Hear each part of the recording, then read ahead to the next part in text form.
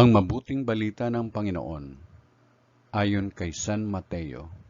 Papuri sa iyo, Panginoon.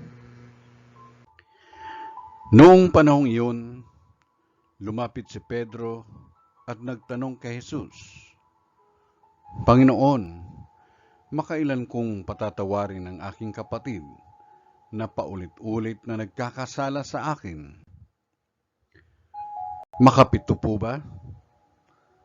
Sinagot siya ni Jesus, hindi ko sinasabing makapito, kundi 70 ulit pa nito.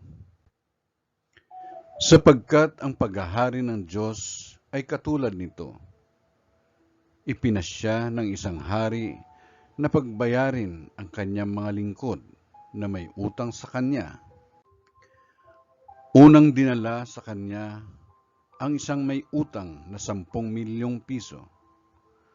Dahil na siya'y walang ibayad, iniutos ng hari na ipagbili siya, ang kanyang asawa, mga anak, at lahat ng ari-arian upang makabayad. Nanikluhod ang taong ito sa harapan ng hari at nagmakaawa. Bigyan pa ninyo ako ng panahon at babayaran ko sa inyo ang lahat. Naawa sa kanya ang hari, kaya ipinatawad ang kanyang mga utang at pinayaon siya. Ngunit pagkaalis niya roon, ay nakatagpo niya ang isa sa kanyang kapwalingkod na may utang na 500 piso sa kanya.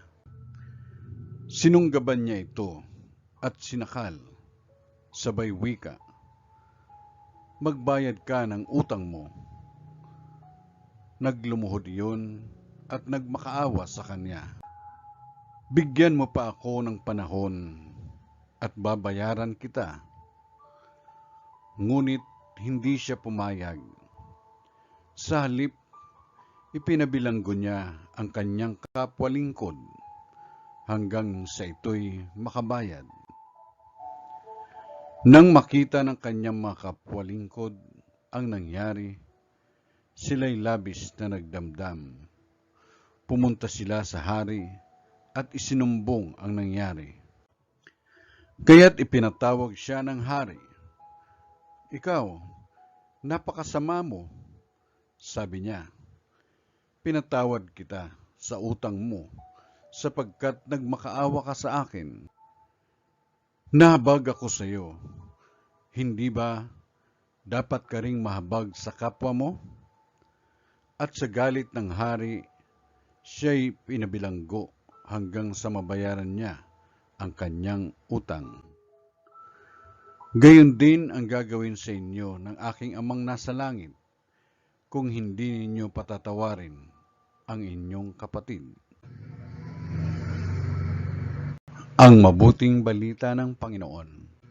Pinupuri ka namin, Panginoong Kristo.